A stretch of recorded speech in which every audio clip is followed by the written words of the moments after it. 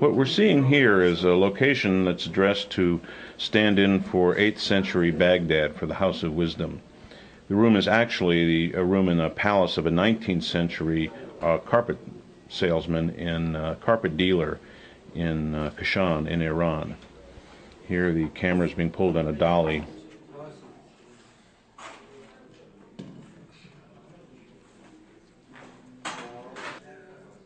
The costumes and the props, including the carpets, are very important here to create the look of 8th century Baghdad. This is Reed Becker, the American cameraman, and Nick Gardner, the assistant cameraman in the blue bandana. There are only 2 Americans in a crew of about 50.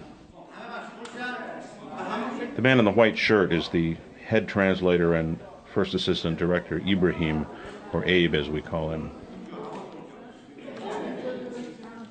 The effects man is now adding smoke using a handheld smoke machine. The smoke is made from heating a kind of non-toxic vegetable oil. It fills the air with a literal atmosphere. It gives a kind of particular diffusion, much nicer than you would get with optical diffusion that you might put over the lens. It's very important that you use non-toxic smoke for obvious reasons.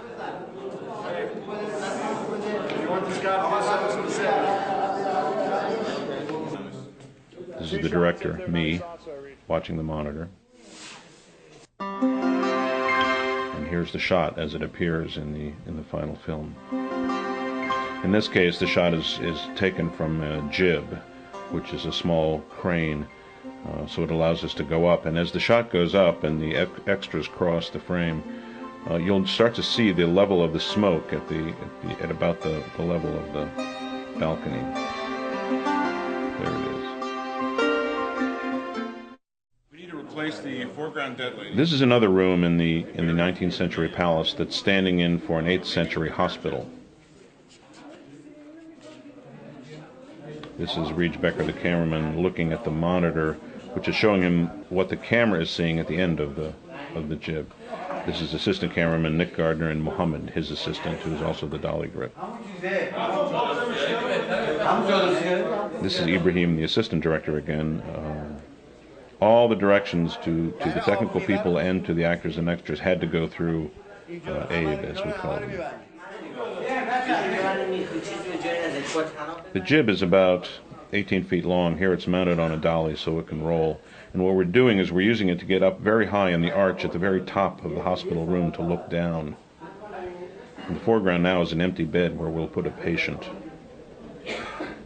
Here Mohammed is pushing the dolly.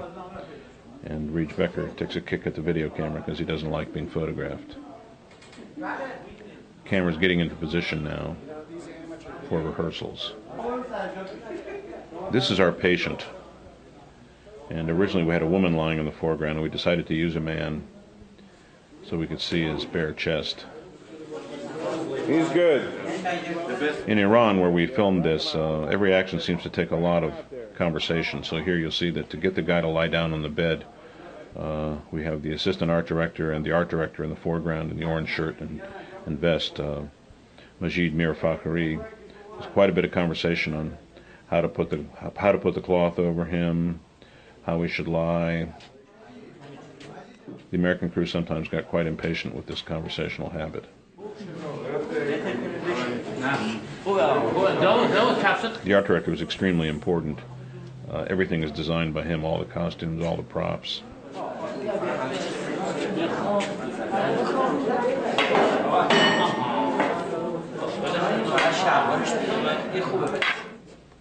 He really ran the production.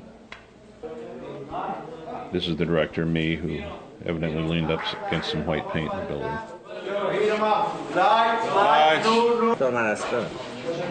Here's what the cameraman sees from the position of the camera up above looking down.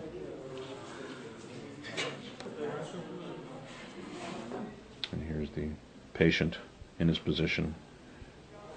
And these are the actors who are filling the hospital room. The little boy.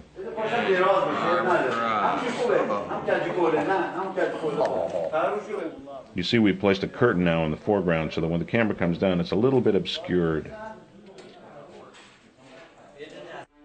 And here's how the shot appeared finally in the show.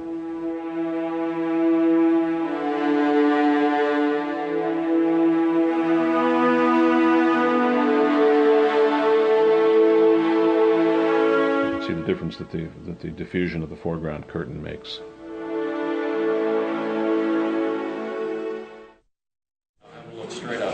This was a tricky scene because we were going to replicate an 8th century operation in which a steel needle is used to clear a cataract from a patient's eye. So we had a real patient and a real steel needle. So people were concerned with his ability to understand direction. Okay, Abe, do we have any sense of this guy's general capabilities to follow directions and do as he's told? Yes, sure. I talked to him.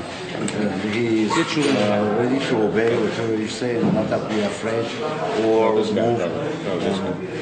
What do you want him to do? He's going to do as I'm doing, lean in with the needle here.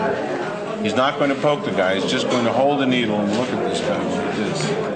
But if he follows the direction wrong or he does something, gets excited, he'll stab the guy in the face. I was asking him to lean and I do it. And here's the shot as it appeared in the final film.